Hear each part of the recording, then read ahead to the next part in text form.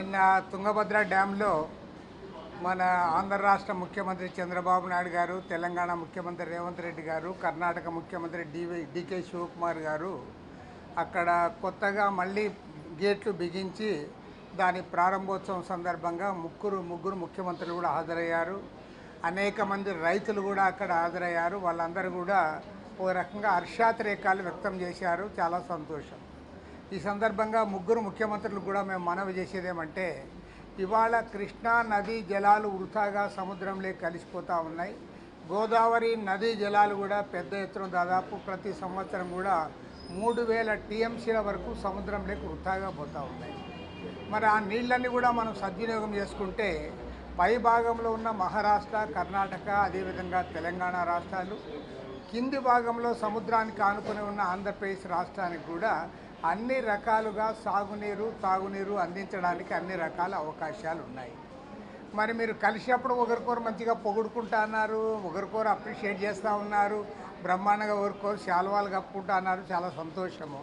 కానీ అదే సందర్భంలో ప్రజలకు ఏదైనా కార్యక్రమం చేయాల్సి వచ్చినప్పుడు మాత్రమే మీరు ఇవాళ మళ్ళీ పాక్షికంగా వ్యవహరిస్తూ ఉన్నారు.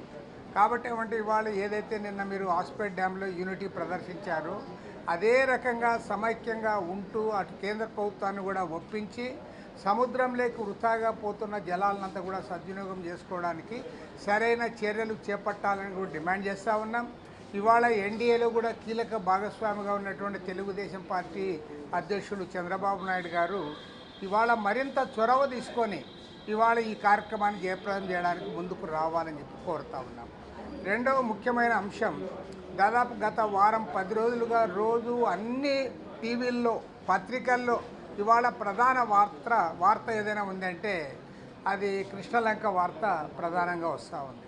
మరి కృష్ణలంకలో ఓకే అతను క్రిమినలా కాదా అంటే, క్రిమినల్ కాకపోతే పోలీస్ స్టేషన్ వాళ్ళు తీసుకుపోతారని మేము కూడా చెప్పలేము. కానీ ఏది ఏమైనా సరే ఒక వ్యక్తిని ఒక పౌరుణ్ణి అక్కడ పోలీస్ స్టేషన్లో కొట్టి చంపడమే కాకుండా చివరికి ఆ శవాన్ని కూడా వారి బంధువులకు, బాధితులకు అప్పజెప్పకుండా మీరు ఈ రకంగా వ్యవహరిస్తూ ఉన్నారంటే మరి రాష్ట్రంలో లా అండ్ ఆర్డర్ ఏ రీతిలో ఉందో దానికి చంద్రబాబు నాయుడు గారు ఆత్మావలోకం చేసుకోవాలి, ఆత్మవిమర్శ చేసుకోవాలని చెప్పి నేను మనవి చేస్తూ ఉన్నాను. ఒక తల్లి పదే మీడియా ముందుకు వచ్చి నాకు చనిపోయినా పర్వాలేదు కనీసం అస్థికలు ఇవ్వండి, బూడిది ఇవ్వండి అని చెప్పి పదే అడుగుతూ ఉంటే దానికి కూడా ప్రభుత్వం సరైన సమాధానం చెప్పకపోవడం అనేది సరైనది కాదు. దీన్ని తీవ్రంగా తప్పుపడతా ఉన్నాం, ఖండిస్తూ ఉన్నాం. దానిపైన పూర్తి స్థాయిలో విచారణ జరపాలి. ఇవాళ ఎవరెవరైతే ఇందులో ఇన్వాల్వ్ అయ్యారో వాళ్ళందరిపైన కూడా కఠినంగా శిక్షలు ఉండాలి. దురదృష్టం ఏమంటే భారతదేశంలో ఏ రాష్ట్రంలో లేదు, ఓన్లీ ఆంధ్రప్రదేశ్లో జరుగుతున్నదేమంటే అయిన దానికి కాని దానికి ప్రతిదానికి కూడా మీరు కులాన్ని తెచ్చిపెడతా ఉన్నారు. కులంకి దీనికి ఏం సంబంధం అని నేను అడుగుతా ఉన్నా. ఒక పౌరునికి హక్కులు ఉన్నాయా లేదా? ఒక పౌరుని ఈ రకంగా నిర్బంధించవచ్చా? కొట్టి చంపచ్చా? చంపిన తర్వాత శవాన్ని కూడా ఇవ్వకుండా మీరు ఈ రకంగా దాన్ని ఖననం చేయొచ్చా? దానికి సమాధానం చెప్పకుండా ఆయన కులం ఏది, ఎస్ఐ కులం ఏది, వీళ్ళ కులం ఏదని మాట్లాడుతూ ఉన్నారంటే మీరు సిగ్గు లేకుండా మాట్లాడుతూ ఉన్నారని చెప్తా ఉన్నా.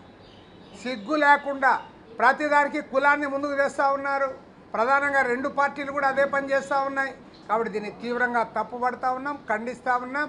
దీనిపైన ఖచ్చితంగా జ్యుడిషియల్ ఎంక్వైరీ జరపాలి, దోషులందరినీ కూడా కఠినంగా శిక్షించాలని చెప్పి సిపిఐ తరఫున డిమాండ్ చేస్తూ ఉన్నాం.